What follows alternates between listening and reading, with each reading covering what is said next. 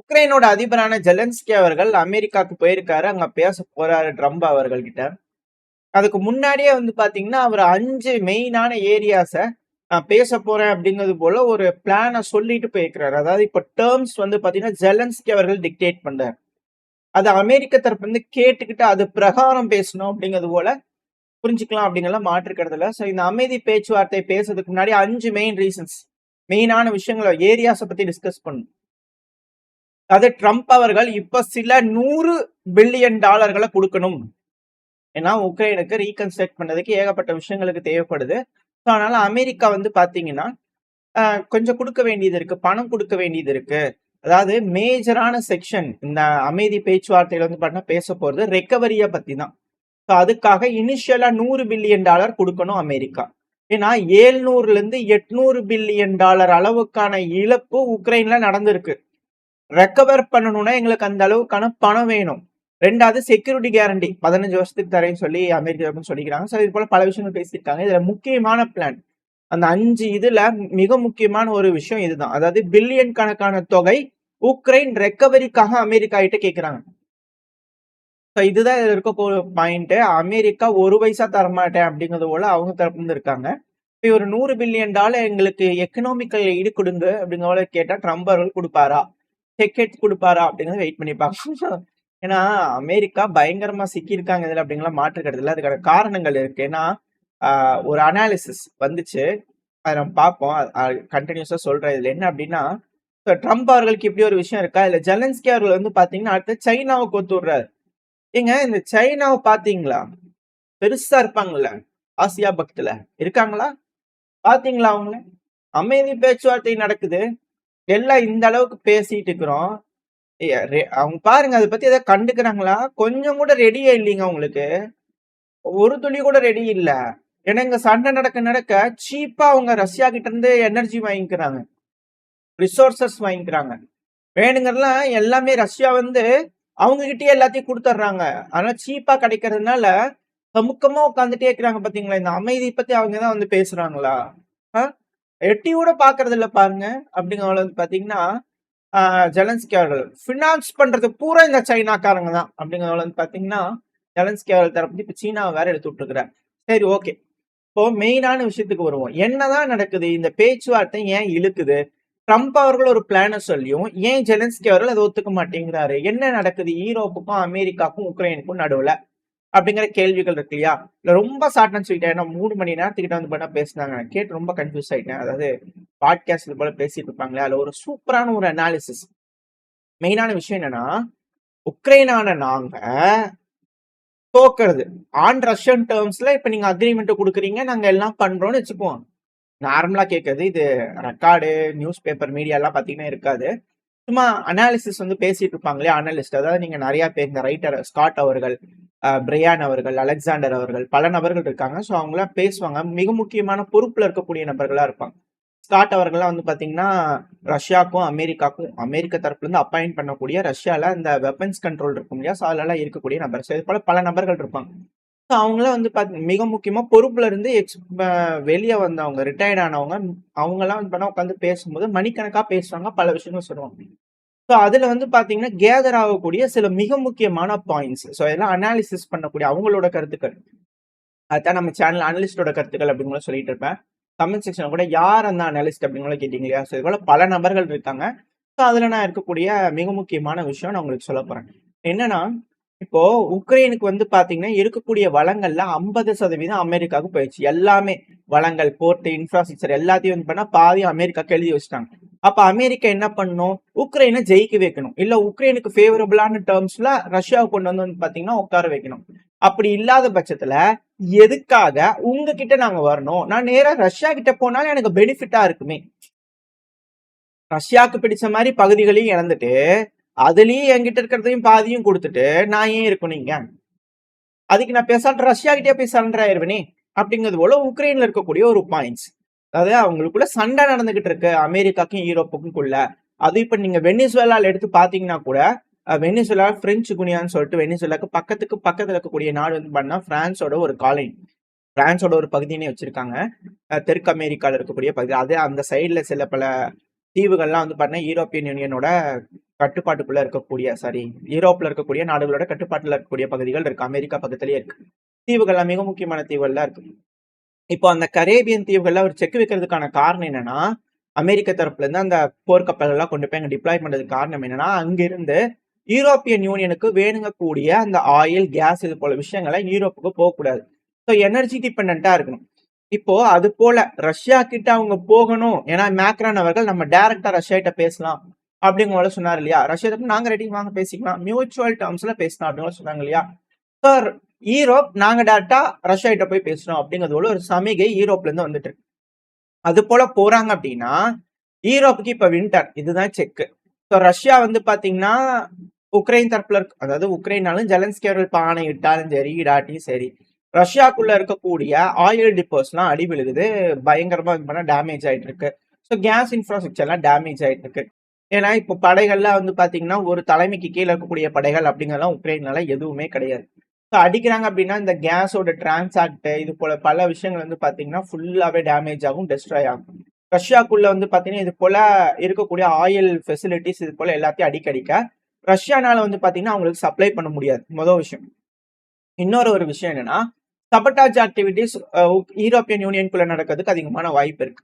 அது மட்டும் இல்லாம இது எல்லாத்தையும் ரெடி பண்ணாங்கனாலும் இந்த வின்டர் டைம்ல அவங்களுக்கு ஆயில் வேணும். அந்த ஆயில் வந்து பாத்தீங்கன்னா வெனிசுவேலா இது போல நாடுகள்ல இருந்து அவங்க ஆல்டர் பண்ணாதான் ரஷ்யா கிட்ட மியூச்சுவலான டேர்ம்ஸ்ல போய் உட்காந்து யூரோப்னால பேச முடியும். ஏங்க இப்படி பண்ணிக்கலாங்க, இப்படி செஞ்சுக்கலாங்களா, ஓகேங்களா அப்படிங்கிற வந்து பண்ணா போய் உட்காந்து பேச முடியும். ஸோ அப்படி பேசுறதுக்கு வந்து பார்த்தீங்கன்னா யூரோப்புக்கு வந்து பார்த்தீங்கன்னா எனர்ஜி ரிசோர்ஸுங்கிறது பிரச்சனை இல்லாம இருக்கணும். ஸோ அதுக்கு ஆயில் அவங்களுக்கு தேவை. ஆயிலுங்கிறது எல்லா பக்கத்துலயும் பிளாக் பண்ணாங்க அப்படின்னா எப்படி அவங்களுக்கு ஆயில் கிடைக்கும்? ஸோ அப்புறம் ஆயில் கிடைக்கலன்னா அவங்களால என்ன செய்ய முடியும்? ரஷ்யா கிட்ட போயிட்டு என்னன்னு போய் அவங்க பேசுவாங்க அப்படிங்கிற கேள்வி இருக்கு. ரெண்டாவது, யூரோப்னால ஃபுல்லி டிபெண்டா தான் இருக்க முடியும். ரஷ்யாவை டிபெண்ட் பண்ணி தான் இருக்க முடியும், இல்லைன்னா அமெரிக்காவை டிபெண்ட் பண்ணி தான் இருக்க முடியும். இது போல கண்ட்ரோலுக்குள்ள வந்து பாத்தீங்கன்னா அமெரிக்கா வச்சுக்கணும்னு ட்ரை பண்றாங்க. ஏன்னா இப்ப தோத்தாச்சு. நார்மலா வந்து பாத்தீங்கன்னா ஒரு சண்டை நடக்குது, அந்த சண்டையில தோத்தாச்சு. அந்த சண்டையில தோக்கும் போது அமெரிக்கா வளங்களை வாங்கிட்டு போயிட்டாங்க. ஆனா யூரோப்பியன் யூனியன் ஆன நாங்க ஏன் இந்த தோல்வியை ஒத்துக்கணும்? அப்படி ஒத்துக்கிறதுனால எங்களுக்கு ஒண்ணுமே கிடைக்கலையே.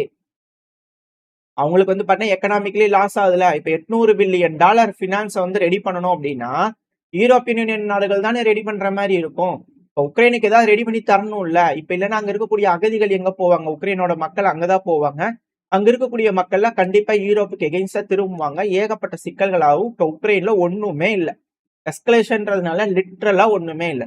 ஸோ அப்படி இல்லாத காரணம் அந்த நாடு ஃபங்க்ஷன் ஆகுது. எலெக்ஷன் வைக்கணும் ஒண்ணுமே இல்லை, எதுனாலும் ஒண்ணுமே இல்லை. எல்லாமே ஃபண்டிங் வேற நாடுகள் கொடுக்கறத வச்சுதான் அந்த நாடு இப்ப ரன் ஆயிட்டு இருக்கு. ஸோ ஒன்னு ரஷ்யா கிட்ட போவாங்க, இல்லைன்னா யூரோப்பியன் யூனியன் கிட்ட போவாங்க. ஸோ அப்படி போறதுனால யூரோப்பியன் யூனியன் இன்னும் எச்சா வந்து பாத்தீங்கன்னா அந்த நாடே திவால், அந்த யூரோப்பியன் யூனியனே திவாலான மாதிரி எல்லாம் ஆயிரும். ஒண்ணு பணத்தை கொடு, பணத்தை கொடுத்து இடத்த ரெடி பண்ணு, ரஷ்யாவை தோக்கடிக்கிறதுக்கு சண்டை பிடிக்கிறதுக்கு ஹெல்ப் பண்ணு. இல்லைன்னா நீ ரஷ்யாவோட போறீங்கன்னா இழப்புகளை நீங்க ஏத்துக்குங்க. நாங்க ஏன் இழப்புகளை ஏத்துக்கணும்? $800 பில்லியன் நஷ்ட ஈடு எங்களுக்கு கொடுங்க. அப்படி கொடுத்துட்டு எக்கனாமிக்கல் லாஸை நீங்க வச்சுக்கிட்டு அதுக்கப்புறம் இருக்கக்கூடிய வேலைகள் பார்க்கலாம். இல்ல அப்படின்னா சண்டைக்கு வாங்க. உங்களுக்கு வளங்கள் வேணும், உங்களோட நாடு பாதிப்படையக்கூடாதுன்னா சண்டைக்கு வாங்க. அப்படி இல்லை அப்படின்னா இழப்புகளை நீங்க ஏத்துக்கணும். இதுதான் வந்து பண்ண மாறி மாறி டாக்ஸ் போயிட்டு இருக்கு அப்படிங்கிறது தான் இதுல இருக்கக்கூடிய விஷயம். ஸோ யூரோப்பியன் யூனியனுக்கும் பலவிதமான செக்ஸ் அமெரிக்க தரப்பு வச்சுக்கிட்டு இருக்காங்க. அதாவது இந்த மெர்ச் அவர்கள், ஃபெட்ரிச் மெர்ச் அவர்கள் ஜெர்மனி தரப்புன்னு சொல்லியிருந்தாங்க இல்லையா, இந்த பாக்ஸ் அமெரிக்கானன்றதெல்லாம் பேச்சுக்கள்லாம் இது மேல இருக்கக்கூடாது அப்படிங்கிறத சொல்லியிருந்தாங்க இல்லையா. ஸோ அமெரிக்கனோட ஆளுமை தன்மை, அமெரிக்கா எப்போ அவங்களுக்குன்னு யோசிக்க ஆரம்பிச்சாங்களோ நம்மளுக்குன்னு யோசிக்க ஆரம்பிக்கணும் அப்படிங்கலாம் பேசுனாங்க இல்லையா. ஸோ இது எல்லாமே அமெரிக்கா கிட்ட இருந்து வெளியே வரணும் அப்படின்னு நினைக்கக்கூடிய யூரோப்பியன் யூனியன் தெளிவா தெரிய வருது.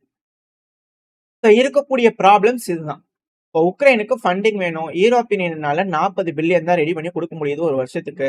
பேலன்ஸ் 100 பில்லியன் வேணும். அந்த $100 பில்லியன் அமெரிக்கா தான் கொடுத்தாகணும். அப்படி கொடுத்தாதான் ரெடி ஆகும். அப்படி இல்லைன்னா பிரச்சனையை முடிச்சீங்கன்னா இப்போ உக்ரைனை ரெடி பண்றதுக்கு $800 பில்லியன் ரெடி பண்ணி வச்சுக்க. இதுதான் இங்க இருக்கக்கூடிய கிளைம்.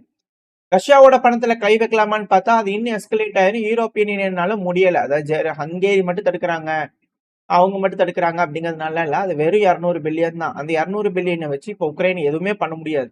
அப்படி செஞ்சுட்டாங்கன்னா ரஷ்யா இந்த பிரச்சனையை முடிக்கவும் மாட்டாங்க. அதை இன்னும் இழுத்துக்கிட்டே தான் இருக்கும். அது மேலும் மேலும் யூரோப்பியன் யூனியன் சிக்கலை கொண்டு போய் சேர்த்து விட்டுரும். ஸோ அதனால அவங்க ரஷ்யாவோட காசையும் எடுக்கிறதுக்கு முடியல. ஸோ அதனால ரஷ்யாவோட காசையும் அவங்க வந்து பாத்தீங்கன்னா காசு அவங்க எடுத்து உக்ரைனுக்கு குடுக்கறதுக்கு அவங்களால முடியல. ஒன்ஸ் இந்த பிரச்சனை முடிஞ்சுச்சுன்னா அந்த $200 பில்லியன் ரஷ்யா குடுக்க வேண்டியதா போயிரும். இது போல ஏகப்பட்ட சிக்கல்கள்ல யூரோப்பியன் யூனியன் இருக்கறனாலதான் இந்த பிரச்சனைய முடிக்கிறதுக்கு அவங்க விட மாட்டேறாங்க அப்படிங்கிறது போல இருக்கு. அதாவது ஆன் ரஷ்யன் டேர்ம்ஸ்னா நாங்க ரஷ்யா கிட்ட பேசிக்கிறோம், நீங்க வேண்டாம். ஆன் அமெரிக்கன் டேர்ம்ஸ்னா நீங்க ரஷ்யா கிட்ட பேசுங்க, எங்களுக்கு பாசிட்டிவா. இதுதான் இதுல இருக்கக்கூடிய விஷயம், யூரோப்பியன் யூனியன் கிளைம் பண்ணக்கூடிய விஷயம். ஸோ இப்போ அமெரிக்கா இக்கட்டான சூழ்நிலை இருக்கிறாங்க. அதனாலதான் ட்ரம்ப் அவர்கள் நேத்தி கூட மீட்டிங்ல 27 டிசம்பர் நடந்தது இல்லையா, நம்ம கூட போன பதிவுல பார்த்திருப்போம். பட்டாளமே உட்காந்து பேசினாங்கன்னு சொல்லிட்டு. ஸோ அப்படி பேசும்போது வந்து பாத்தீங்கன்னா ட்ரம்ப் அவர்கள் பார்ட்டிசிபேட் பண்ண வேண்டியது நான் பேசல அப்படிங்களா ஒருத்தர் சொல்லிட்டாராமா, இன்வால்வ் ஆகல ட்ரம்ப் அவர்கள் அப்படிங்களா சொல்றாங்க. ஸோ ட்ரம்ப் அவர்கள் வந்து பாத்தீங்கன்னா இந்த பிரச்சனையில தலையை விட்டுட்டாங்க, இதுல இருந்து வெளியே எடுக்கணும். பைடன் அவர்களோட அரசாங்கத்துல என்னெல்லாம் செய்ய முடியுமோ எல்லாமே செஞ்சு பாத்துறாங்க, எதுவுமே வேலைக்கால அப்படிங்கறத புரிஞ்சுக்கிட்டாங்க. இந்த ஒரு டிஃபீட் யாருக்கான டிஃபீட், எக்கனாமிக்கல் டிஃபீட், இந்த பேர்டனை யாரு சுமக்கிறது அப்படிங்கறத இதுல இருக்கக்கூடிய கேள்வி. அது ஒன்ஸ் ஃபைனல் ஆகுற வரைக்கும் இந்த போர் நடந்துகிட்டு தான் இருக்கும். ஒன்ஸ் அமெரிக்கா என்னால முடியாதுன்னு சொல்லிட்டாங்கன்னா அமெரிக்காக்கு எந்த வளங்களும் கிடைக்காது, எதுவுமே ரிட்டர்ன் கிடைக்காது.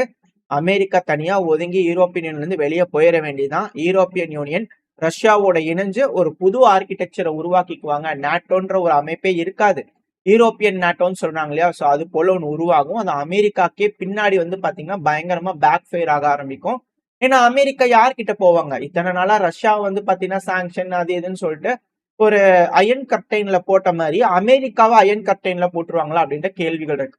ஸோ இது போல காரணங்கள்னாலதான் அமெரிக்கா வந்து பார்த்தா நம்ம இண்டஸ்ட்ரியலைஸ் ஆகணும், நம்ம மேனுஃபேக்சர் பண்ணணும், நம்ம எல்லாம் செய்யணும் அப்படிங்கிறது போல அமெரிக்க தரப்பு இப்ப மாறிட்டு இருக்காங்க, இண்டஸ்ட்ரியல் ஏஜ் நோக்கி போயிட்டு இருக்காங்களா அப்படிங்கிறது போல கேள்விகள் வர ஆரம்பிச்சிருக்கு. இதுக்கு பின்னாடி பல விஷயங்கள் இருக்கு.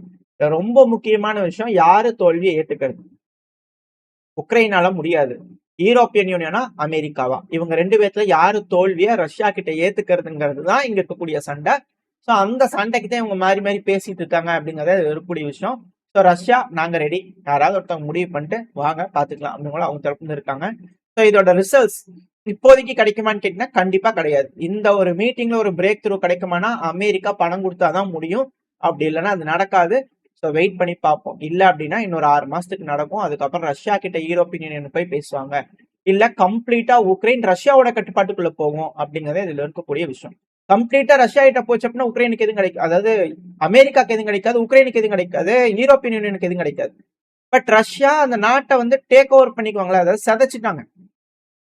800 பில்லியன்ங்கிறது இன்னொரு 6 மாசத்துக்கு நடத்துனாங்க அப்படின்னா 1000 பில்லியன், 1200 பில்லியன் டாலர் ஆகும். ஸோ ரஷ்யா வந்து பாத்தீங்கன்னா திருப்பி ஸ்டோனேஜுக்கு அனுப்பிச்ச மாதிரி உக்ரைன் மக்கள் இருக்காங்க, அது ஸ்லாவின மக்கள், எதுவும் பண்ண முடியாது. அவங்க இனம் ரஷ்யாவோட இன மக்கள் தான், அவங்க எதுவும் பண்ண முடியாது. அதுக்கப்புறம் வந்து பாத்தீங்கன்னா உள்ள வச்சு ரஷ்யா 1000 பில்லியனை ரெடி பண்ணி நாட்டை பதப்படுத்தி எல்லாம் ரெடி பண்ணி எல்லாம் கொண்டு வந்து ஒருங்கிணைக்க வச்சு அதுக்கப்புறம் பண்ணாதான் உண்டு. ஏன்னா இதுல இது போல சிக்கல்கள் இருக்கு. என்ன நடக்க போகுது அப்படிங்கிறது பார்க்கலாம். இதுல ஜெயிக்கலாம், ஜெயிச்சாலும் ரஷ்யா தான் தோப்பாங்க அப்படிங்கிறத மாற்றுக்கிறது. இதனாலதான் ரஷ்யா வந்து உக்ரைனோட ஹேர்ஸ் மட்டும் கட் பண்றாங்க அப்படிங்கிற கமெண்ட் பண்ணீங்களா, அதுக்கான காரணம் இதுதான். ஜெயிச்சாலும் பிரச்சனை அவங்களுக்கு தானே, அதுக்கப்புறம் சும்மா இருப்பாங்களா, ரஷ்யா கம்மிட்டு இருப்பாங்களா அப்படிங்கிற கேள்விகள் இருக்கு. உக்ரைனை மட்டும் விட்டுறலாம், ஆனா உக்ரைனுக்கு அப்புறம் இருக்கக்கூடிய பகுதியில் சண்டை நடக்கும்ல, அதுதான் ரத்த கலரியா இருக்கும் அப்படிங்கிற மாற்றுக்கிறதுல. வெயிட் பண்ணி பார்ப்போம் என்ன நடக்க போகுது அப்படிங்கிறது போல. ட்ரம்ப் அவர்கள் கூட மீட்டிங் நடந்து ஏதாவது முடிவுகள் இருந்துச்சுன்னா அது போல பார்க்க ஆரம்பிக்கலாம். ஓரளவுக்கான தகவல்கள் இந்த பதிவுல பார்த்துருப்போம்னு நினைக்கிறேன். இதோட இந்த பதிவை நான் முடிச்சுக்கலாம். இந்த பதிவு எப்படி உங்களுக்கு பிடிச்சிருக்கா, பிடிச்சா லைக் பண்ணி உங்க ஃப்ரெண்ட்ஸ் நம்மள ஷேர் பண்ணிக்கோங்க. அது கூட மறக்காம நம்ம சேனல் இன்னும் சப்ஸ்கிரைப் பண்ணலாம், மறக்காம சப்ஸ்கிரைப் பண்ணிக்கோங்க. அப்பதான் நம்ம போடக்கூடிய வீடியோக்களை மதிச்சு யூடியூப் 4 பேருக்கு ப்ரொமோட் பண்ணும். உங்களோட அன்பாதரவு எனக்கு எப்ப இருக்கும்னு நம்பிக்கல இந்த பதிவை நான் முடிச்சுக்கலாம். இந்த பதிவு நல்லா இருக்கும்னு நம்பிக்கல. அடுத்த பதிவு சந்திக்க. பை.